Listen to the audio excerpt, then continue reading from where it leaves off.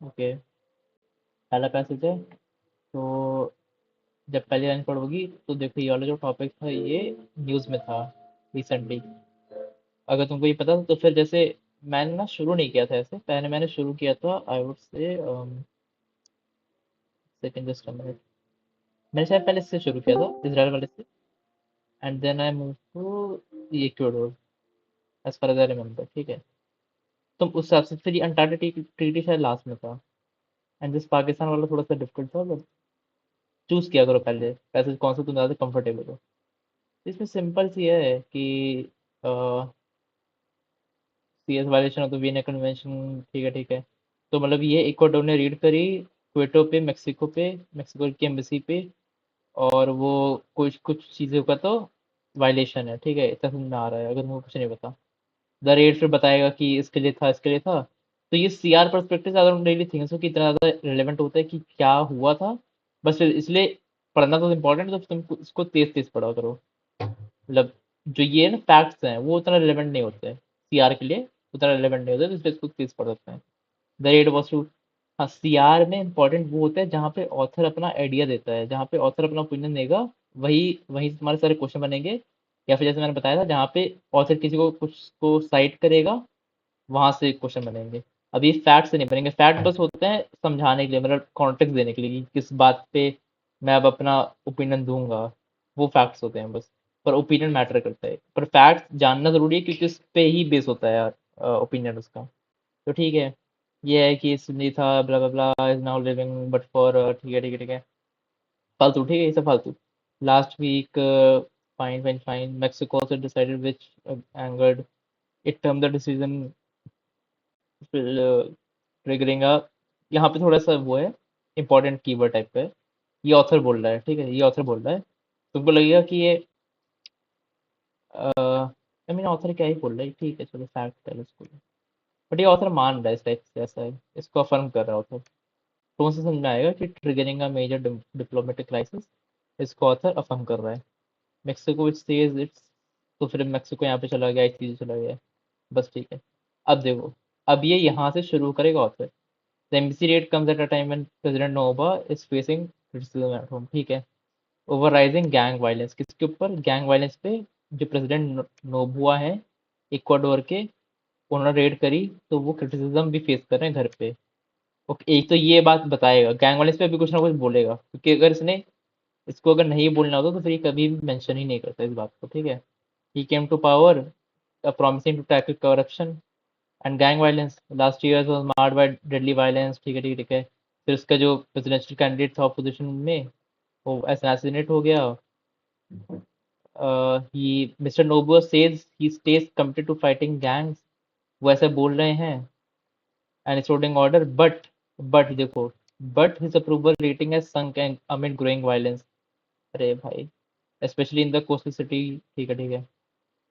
अब फिर ये सब अवसर बोल रहा है, ठीक है। The situation is so bad in Ecuador that during the Easter Weeknd the country of 80 million people saw over 100 murders. Critics say Mr. Nova is using diplomatic, अब देखो, यहाँ critics से authority ड्राइव कर रहा है, ठीक है। ये है वो citations, ठीक है। critics बोल रहे हैं कि वो डिप्लोमेटिक, क्या कहते हैं, क्राइसिस को यूज कर रहा है अपने पॉलिटिकल फॉर्च्यून्स के लिए। ये क्रिटिक बोल रहा है, but he has merely triggered a new crisis without addressing the actual one। मतलब ये तो क्रिटिसाइजर बोल रहे हैं कि वो जो क्या कहते हैं, अपना डिप्लोमेटिक जो क्राइसिस है उसको यूज कर रहे हैं अपने डोमेस्टिक पॉलिटिकल को बचाने के लिए, वट एवर इट इज। फिर ये ऑथर इसके आगे बोल रहा है, पर उसने ये करके एक और नई नई क्राइसिस शुरू कर दी है, और एड्रेस एक्चुअल वाली जो थी उसको एड्रेस ही नहीं किया। ऑथर ये बोल रहा है, ठीक है।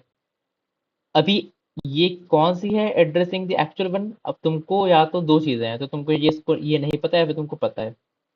पर इससे तुम सेंस निकाल सकती हो, जिसने ऊपर बोला कि promising to tackle corruption gang violence and shit, तो उससे हम लोग एटलीस्ट आइडिया निकाल सकते हैं कि ये वही वाली की बात कर रहा होगा, पर ये बदल भी सकता है, we are not very sure. But अभी के लिए फिलहाल हम लोग ये सोच सकते हैं कि ये इसकी ही बात कर रहा होगा, ये promising to tackle corruption and shit. Fine.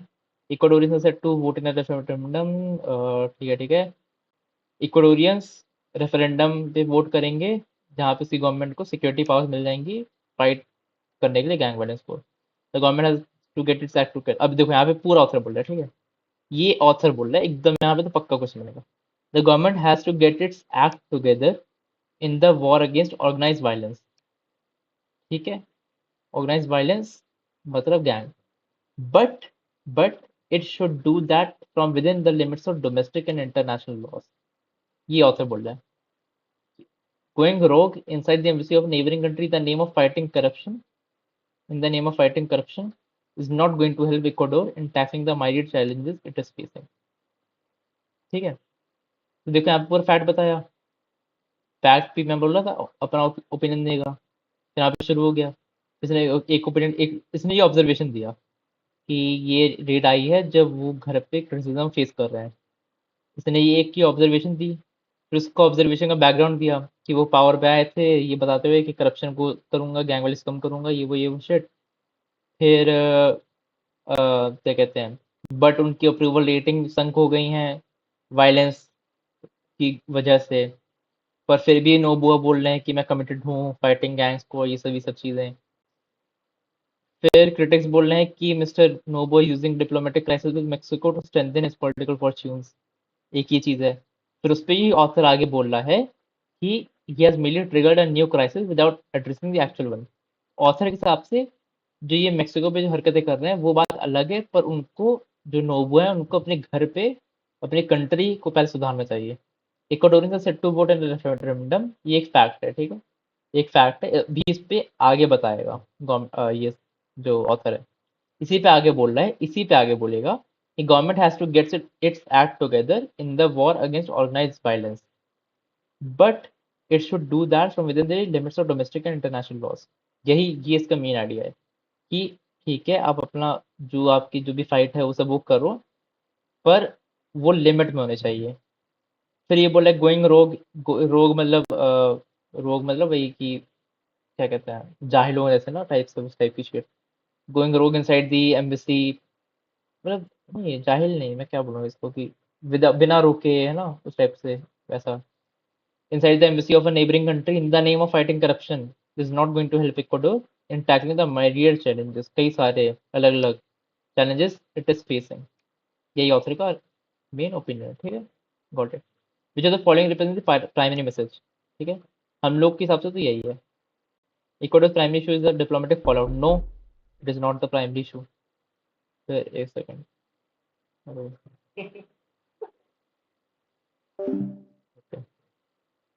Ecuador की प्राइमरी इशू डिप्लोमेटिक फॉलोआउट नहीं है, रुको मैं ये कर रहा हूँ ड्रॉ, तो ये डिप्लोमेटिक फॉलोआउट इसको देख के काट दो बस, ये नहीं है। शुड इंटरेक्ट, हाँ ठीक है, by working with in rather than, ठीक है ठीक है। इक्वाडोर अभी मार्क मत करना, इस पे आगे पढ़ो। Focus has been undermined by domestic, okay रुको देखते हैं। Marks turning point, turning point approach international diplomacy and must improve, ये कब बोला उसने, ऐसा तो कभी बोला नहीं। ठीक है, इसको हटा दो, दो गए। अब इन दोनों में देखो, ये ऐसे ही करना होता है सॉल्व, ठीक है। तुमने पहले, तुम्हें कीवर्ड देखो कि ये डिप्लोमेटिक फॉलोआउट क्या ये प्राइमरी मैसेज है। तुम्हें तो पहले क्वेश्चन पढ़ना है, क्वेश्चन में क्या पूछ रहा है, क्वेश्चन पूछ रहा है प्राइमरी मैसेज। ठीक है, ऑथर का प्राइमरी जो वो आइडिया बता रहा है, जो मैसेज दे रहा है, जो सलाह दे रहा है, वो क्या है। हम लोग को पता है कि वो ये है, ये वाला पार्ट है, राइट, ये वाला पार्ट है, हम लोग को पता है। फिर हम लोग देख रहे हैं कि डिप्लोमेटिक फॉल आउट ये प्राइमरी इशू है, नहीं। प्राइमरी इशू तो वो बता रहा है ना कि अपने घर पे देखो, ये सब चीज़ें करो, वो है मेन इशू। फिर Ecuador government should address it's internal challenges by working within the confines of law rather than restoring to unlawful actions। Alright, ये काफ़ी सही है ना। Ecuador's focus on anti corruption has been undermined, उनका फोकस undermine हो गया है by domestic and international pressures. अब देखो, डोमेस्टिक प्रेशर हमें नहीं पता, इंटरनेशनल प्रेशर हमें नहीं पता। फॉलोइंग इक्वाडोर्स एक्शन, ये क्या है, ये क्या है, ये गलत, राइट, इसका आंसर इसलिए डी होगा कि मेन आइडिया देखो ना, ये है मेन आइडिया, कोई यही बात कर रहा है, ठीक है, यही मेन आइडिया है। अभी इक्वाडोर्स का फोकस एंटी करप्शन पे अंडरमाइन हो गया है, मतलब कह सकते हैं कि अंडरमाइन तो समझती है ना कि वो अंडरमाइन हो गया, मतलब वो कर रहे थे पर बाधाएं आ गई क्योंकि डोमेस्टिक और इंटरनेशनल प्रेशर के लिए। जो इन्होंने किया उसके बाद डोमेस्टिक प्रेशर होने लगा। नहीं, डोमेस्टिक प्रेशर तो पहले से ही था। देखो, जो डोमेस्टिक प्रेशर की बात है वो पहले से थी। और यहाँ पे अगर इंटरेस्ट की बात करी तो डजंट मीन कि वो, मतलब हम लोग ये नहीं बता सकते कि उसमें फोकस कर रहे थे। और मोर और लेस ये ऑथर का आर्ग्यूमेंट ही नहीं था, ये मेन आइडिया ही नहीं है। अगर एक तो ये तरीका है, दूसरा तरीका ये है कि तुम सोचो कि प्राइमरी मैसेज वो होता है जिसके बारे में ऑथर सबसे ज्यादा बात करेगा। तो क्या ऑथर ने इसके बारे में बात करी कि वो डिप्लोमेटिक फॉल आउट हो गया है? क्या यही बात करी? नो। देखो, इतना पूरा ये तो नहीं है, हट गया। फिर इधर आए तो क्या ऑथर ने बोला है कि must now focus on improving relations? ऐसा भी नहीं बोला ऑथर ने। दो गए। फिर क्या ऑथर ने ये बोला है कि due to domestic international pressure, जो क्या कहते हैं, मेक्सिको इक्वाडोर ने जो किया मेक्सिको पर, तो उसकी वजह से, जो उसने किया मेक्सिको पर, उसकी वजह से जो डोमेस्टिक और इंटरनेशनल प्रेशर है, उसकी वजह से जो इनका एंटी करप्शन और एंटी गैंग वायलेंस वाला जो भी मूवमेंट था वो अंडरमाइन हो रहा है। ये ऑथर का मेन आइडिया नहीं है। ये इसके बारे में ऑथर ने मेन बात करी ही नहीं है। ऑथर ने सिर्फ इसके बारे में बात करी है कि इक्वाडोर की गवर्नमेंट को इंटरनल चैलेंज को अपने confine with in the law हिसाब से सॉल्व करना चाहिए। यही इसका आंसर है। ठीक है।